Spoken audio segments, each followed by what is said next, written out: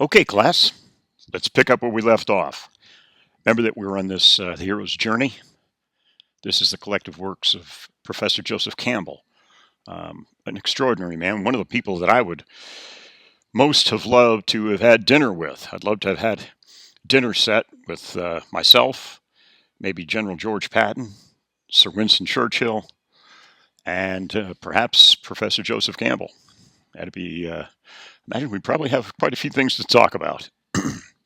Anyway, let's continue our journey here. This is the initiation into the special world. But by way of review, here we have the top piece, the known versus the unknown. I notice that the unknown is probably 3 to 4 times the size of what is known. So this is an illustration of your world around you. You have some ideas, you have some knowledge of it, and as a consequence, it's predictable, which is not a problem. That makes it a little bit more, maybe not comfortable. There's that word again, but at least familiar and has some predictability to it. So here we're right at the threshold. We've met the mentor. Mentor is right here as the appearance of the mentor, and we're about to engage in crossing the threshold. So let's take a little look at this second part of the journey here. This is the initiation. So again, using Star Wars and The Matrix to give you frames of reference, the road of trials in Star Wars, that was lightsaber practice. Remember, with the little floating sphere, and Luke had a blast shield on. He was working with his lightsaber. And also in The Matrix, it's where Neo says to Morpheus, I know Kung Fu. And Morpheus says, show me. And they engage. So there's sparring right there. That's the road of trials. And then the meeting with the goddess. In Star Wars, of course, this is Princess Leia in her white, all white, help me, Obi-Wan Kenobi, you're our only hope. And in The Matrix, corresponding meeting of the goddess is the Oracle. Now, she doesn't look quite the way that Princess Leia does, but she is wise beyond words, and it's something necessary that Neo needs to seek counsel from. And then temptation away from the true path. And here we have Luke is tempted by the dark side in Star Wars. Remember the cave in the Empire Strikes Back, where he's working with Yoda. And then in The Matrix, it's Cypher, the failed Messiah, is who he is, and tempted by the world of comfortable illusions. Remember the scene where he's having dinner with Agent Smith and he's eating a steak and he says, I know that this is not real, but. And then atonement with the Father. As we proceed here, Luke and Darth Vader reconcile right there before he passed away. He said, I need to save you. And Darth Vader says, or Anakin Skywalker in that incarnation says, you already have. And in the Matrix, Neo rescues and comes to agree with that he's the one with his father figure, who is Morpheus. And then apotheosis, kind of a $1 million word. It roughly translated, it means becoming godlike. In other words, it's a transcendental state. But this is where Luke becomes a Jedi. He realizes for the first time that he does possess what is necessary, and he's in touch with the Force, and he has conquered the temptation to the dark side. And in The Matrix, of course, it's where Neo becomes the one. And he jumps inside Agent Smith's skin and takes him out from within. And then the ultimate boon in Star Wars is the Death Star is destroyed, and humanity's salvation is now within reach in The Matrix. Okay, so let's proceed on. Let's talk about crossing the threshold, because this is a tough one. It was bad enough and difficult enough to answer the call, because most people refuse the call, repeatedly refuse the call. So here we are, crossing the threshold. Now, the quest is not necessarily all physical. It may be emotional, or it may even be spiritual, or it may be a combination of all three. But once again, I can't emphasize this enough, and this is what Professor Campbell says. Your resolve will consistently be tested. says that the hero may be willing, or he may have to be pushed, or, in a matter of fact, he may have to be pulled, may have to receive some kind of encouragement. And, he may be leaving home for the very first time, or perhaps doing something that he's always been afraid to do, and perhaps that's the reason he hasn't answered the call up until this point. So I'm hoping that you're reading between the lines here. This is the metamyth, monomyth. I'm hoping that you're seeing elements of this that could help explain behavior, and this is really what the magic is, and the messaging behind all of Professor Campbell's work is that this is a human condition, not that group over there, and not that religion or this ethnicity or that. No, it's human being, one each. This is common across era, across culture, across ethnicity, across all barriers. And he may be doing something that he's always been afraid of. But anyway, regardless of whatever the reason here, the resistance to crossing the threshold, he's out of his comfort zone, and perhaps not just out of his comfort zone, but he's transitioning or coming out of the ordinary world. So this is a huge step, because you're about to enter the huge arena, the vast domain of the unknown. And his resolve signifies his commitment to the journey. You either are willing and you have what it takes, or you are not until the next time, or not, as the case may be. So now, crossing the threshold, he's going to meet with challenges and temptations. And the challenges and temptations, he's going to be confronted with more difficult and challenge that test him repeatedly. Now, in order to help him with this and help him shoulder the burden, he may develop allies. He may have other people. Trinity for Neo, and Han Solo for Luke Skywalker. These people come along and they offer some assistance. They're not instrumental, but they are there as a supporting cast, and shows that he's got someone covering his backside.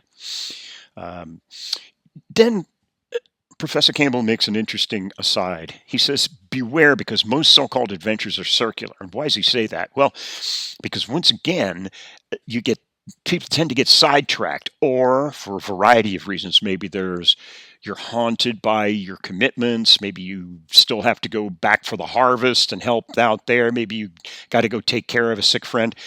You end up right back where you were. And coming back to where you were, it doesn't mean you're right back where you started, because frankly, you're worse off, because you will have tried, given it a go, the good college try, and failed. And that can discourage a great many people, that you gave it a try, but you were unsuccessful. And this may or may not discourage you from future attempts.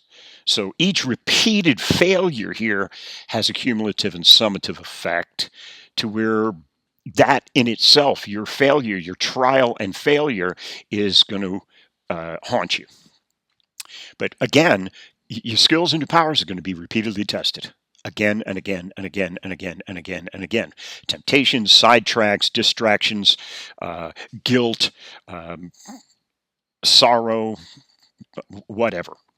So let's talk a little bit more about this, because each of these things tend to take the wind out of your sails. It tends to diminish your drive and diminish the inertia and momentum that you've built up that was required to get out and to cross through the threshold. Once you cross the threshold, you would like to think that you got enough momentum that the inertia alone would propel you along. But sometimes it doesn't. Sometimes you get distracted, and guilt or shame or some other. Or how about just, let's face it, how about just fear of the unknown? Here he makes this other aside too, about that, the secret about and the truth about.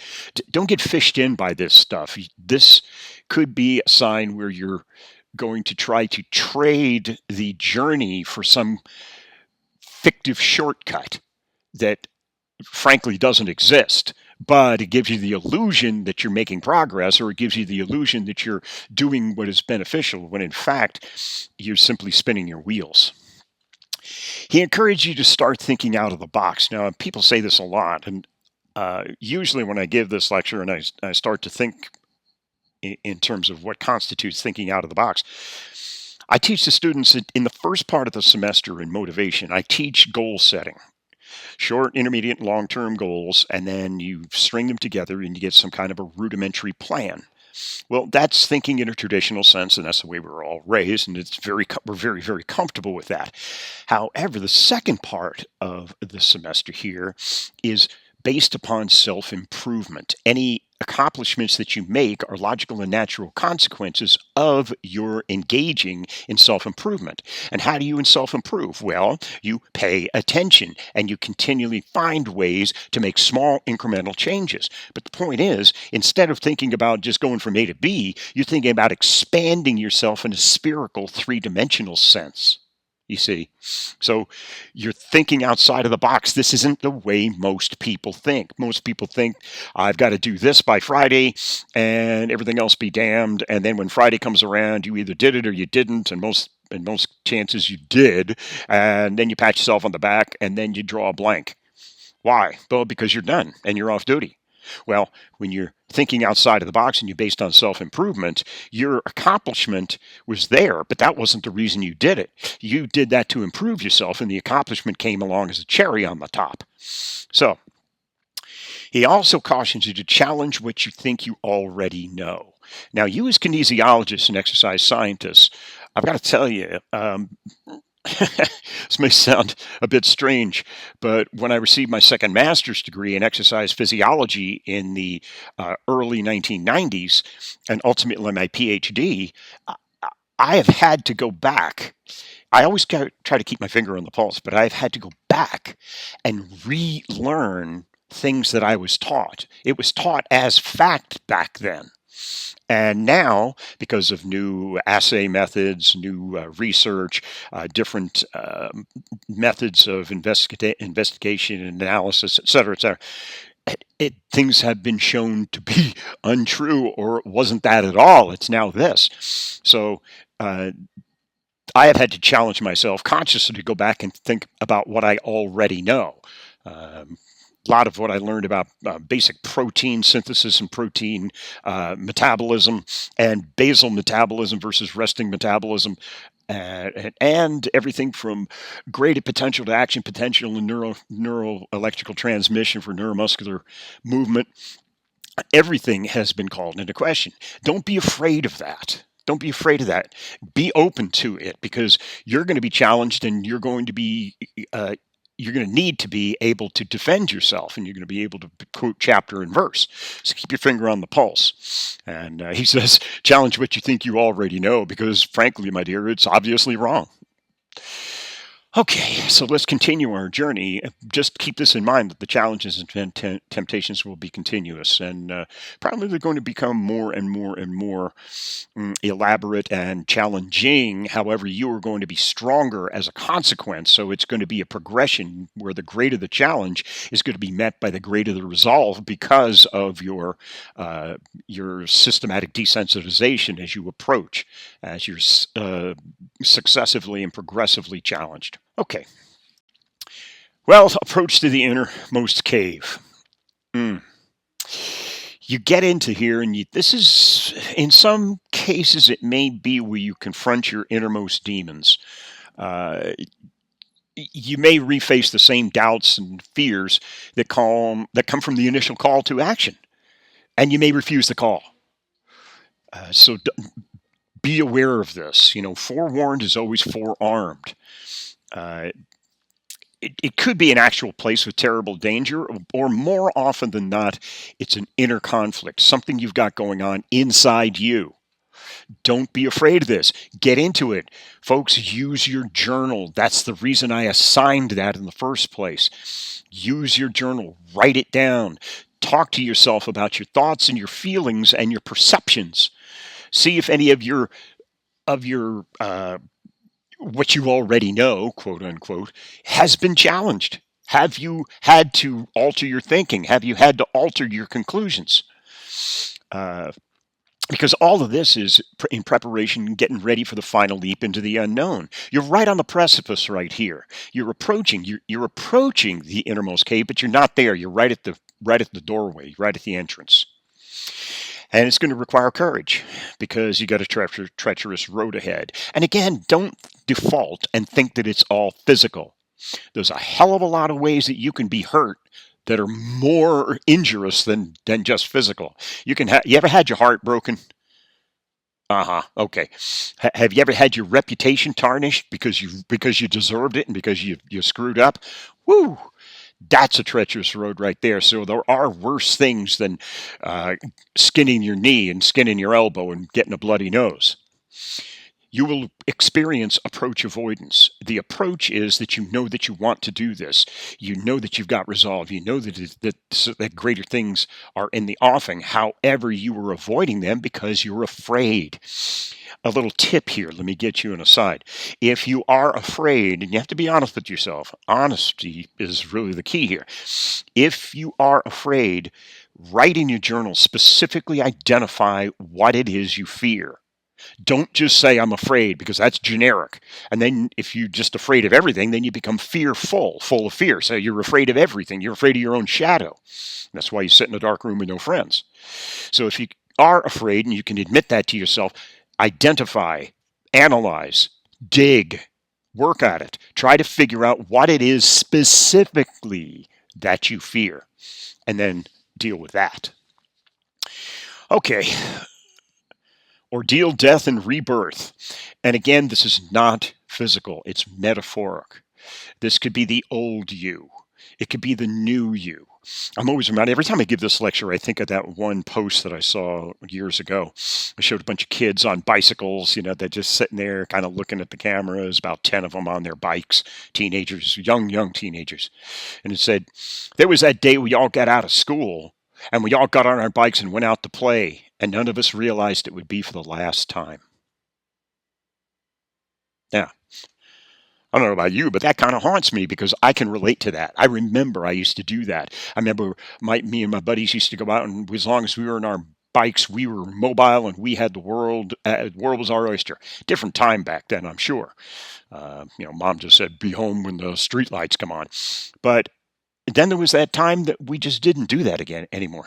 No more. It was the last time. And none of us realized it. And it was only in retrospect that we can reflect back and go, wow, those really were extraordinary times. Anyway, the ordeal, death, and rebirth. Dangerous physical test or facing a deep inner crisis. Yeah, dangerous physical test, sure. Yeah, it may be that. But more often than not, it's facing a deep inner crisis. Something inside you, emotional, spiritual, maybe even mental, maybe some belief system, maybe some idea. Maybe it's that fear that I asked you to specifically identify. You got to draw upon all of your skills and your experience here in order to get yourself through. Don't fear the reaper. In other words, don't fear the unknown, because the unknown is just the unknown. And until it becomes known, it's going to constantly elicit these thoughts and these feelings of fear. So get to know it. And then it won't be unknown. And then you won't fear it. And if you do fear it, there's probably a good reason for it, but at least you understand it and you can specifically identify it. So, it's only with some form of death the hero can be reborn. In other words, you got to let go of some of that, whatever it is that's holding you back. That's the metaphor here. There has been something, a belief that you're incapable, that you're not worthy, that you're too weak, that it's too much and it's too involved and it's too much trouble and it's too fill in the blank, whatever it might be. But it's only with some form of death, in other words, relinquishing or loss, that the hero can be reborn and replace that with some other new idea. It's a metaphorical resurrection, and it gives power to fulfill the destiny. It is reinforcing, and it is self-generating. Once you get it, you can continue to reinforce it, should you decide to, or not. I'm always saying that to my patients, and they always get a kick out of it, because I'll say, yeah, that's what you need to do, or not. And I know that because you're either going to do it or you're not. And you're not going to do it halfway, or perhaps you will, because remember, let's get back to the first slide. Failure can occur at any moment, at any of these stages. In other words, you can find yourself circled right back, waking up the very next morning in your snuggy little bed, and find yourself in exactly the same situation that you left, that you tried to overcome. Only this time you have failed and you find yourself back there. Now let's see if you can find the additional courage and the strength and the bravery, if you will, to continue and to try to do it again. And according to Professor Campbell, this is the high point of the hero's story because everything is put on the line. You've laid all your cards out. You have been tested to the nth degree, and you're still here. Was it I'm still standing? Yeah. So here he either dies, and I really should put that in quotes, or he knows that his life is never going to be the same. And this gets back to that saying that you can never go back. You can never go back because the going back doesn't exist. That place that you used to occupy doesn't exist. And more importantly, the person that you are now, with the newfound knowledge and wisdom and experience, no longer would allow yourself to fit in that ordinary place. So, see how this is working. It builds upon each other. Now, back up with me for a moment and take a look at this and try to think about your athletes and the people and your patients and your clients and people coming to see you.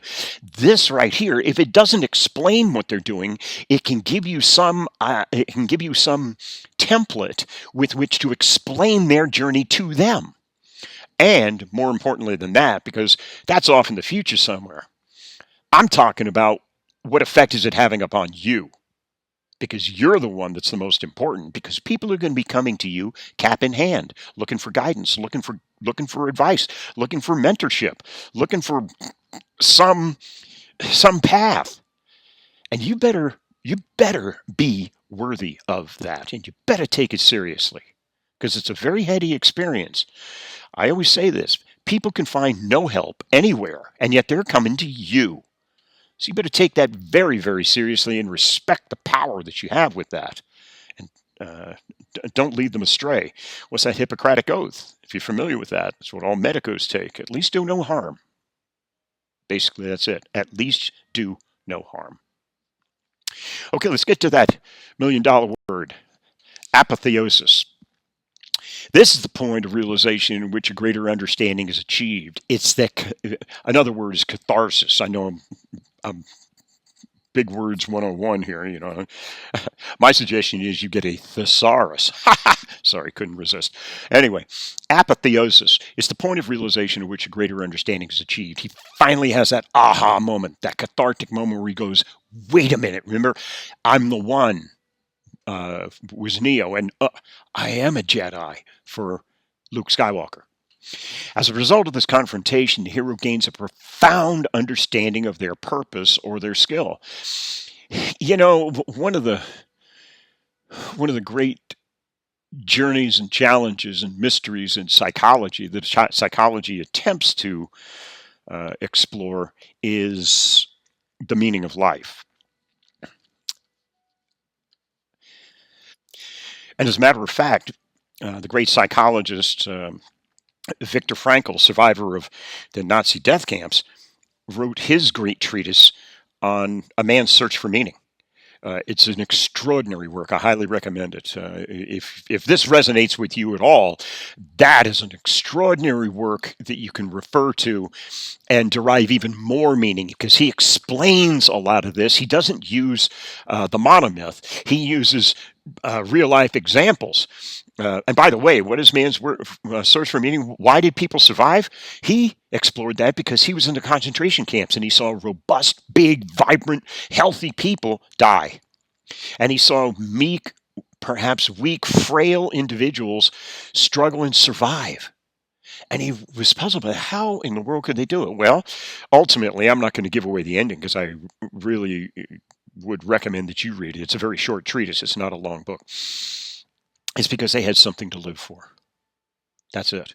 They had something to live for. Some of them were pissed. Some of them had lost the rest of their families, and they were not going to be caught up in that in that black hole of depression and death. Some of them were just pissed because they weren't going to let the Nazis win. And some of them were just determined that they were going to live to tell the tale. So, anyway, that's apotheosis there. Anyway, Viktor Frankl, Frankyl. Anyway, armed with this new knowledge and perception, the hero is resolved and ready for the most difficult part of the adventure. Yeah, the most difficult part. You thought you'd been through it all, right? No, not yet. Hang on there. Hang on there, Grasshopper. We've still got more to go. So, because of this, you notice that the challenges have become progressively greater and more demanding. But because you have met and gotten past them, you have become stronger. So the increase in intensity has been met with an increase in resolve and resilience. So let's talk about the reward. This is that seizing the sword. Well, after surviving all this, he's transformed to become stronger. Yes, that's what happened with Luke, and that's what happened with Neo. See, that's and it goes. The Lord of the Rings.